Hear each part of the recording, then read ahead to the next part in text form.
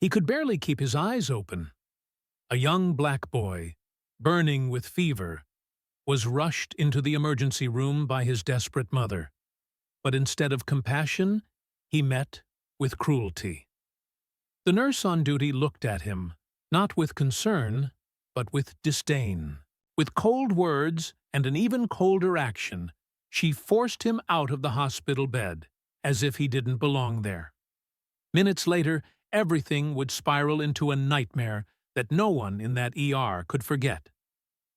Wait a second. Tell us where you're watching from in the comments, and don't forget to subscribe for more powerful stories like this. 12-year-old Jamal had always been full of energy. He loved basketball, drawing superheroes, and helping his mother with chores. That evening, however, his laughter was gone.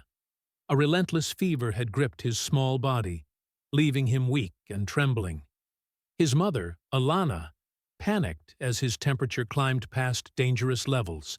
She rushed him to the nearest hospital, praying they would get help in time. The fluorescent lights of the ER seemed harsh as she carried her son inside. Every second mattered.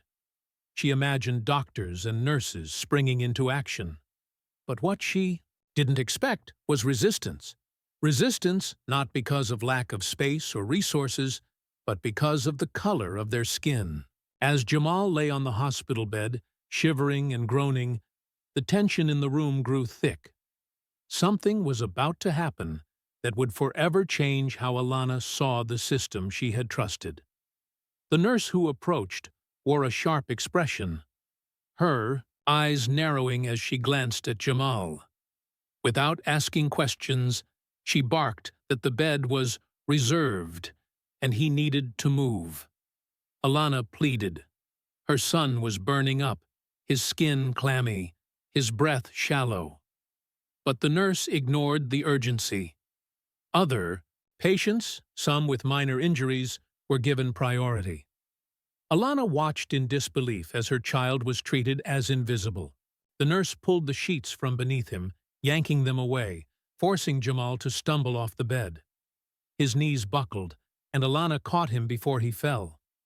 The waiting area was overcrowded, but she helped him lower himself onto a plastic chair.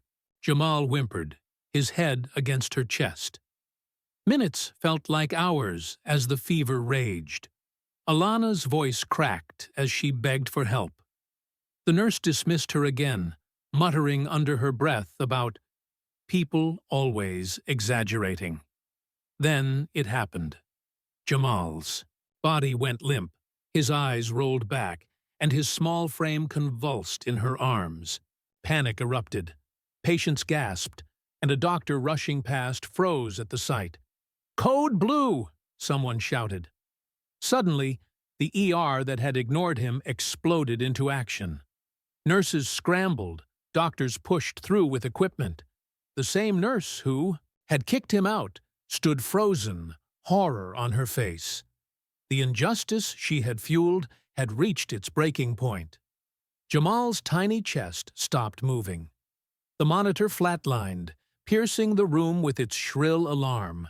Alana screamed, clutching her son's lifeless body as medical staff tore him from her arms to begin resuscitation.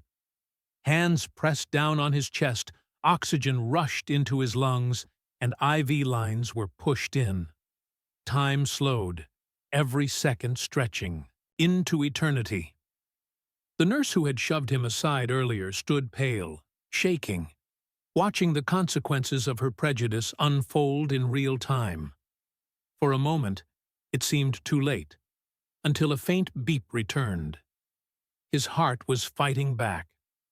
The room sighed in relief, but the damage was undeniable. This wasn't just a medical emergency. It was the living proof of how racism can kill, even without a weapon. Jamal survived, but barely. His fever stabilized hours later, though the trauma was etched deep into both mother and son. For Alana, it was a bitter reminder that her child's worth had been measured not by his suffering, but by his skin. The hospital opened an investigation, and the nurse, once confident in her cruelty, now faced the weight of her actions. But apologies couldn't erase those 30 minutes of neglect. This story is not just about one boy in one ER. It is about countless lives endangered when racism infiltrates places meant for healing. How many more children must endure humiliation before real change is made? How many lives will it take for justice to matter everywhere? Which country and city are you watching from? Take care.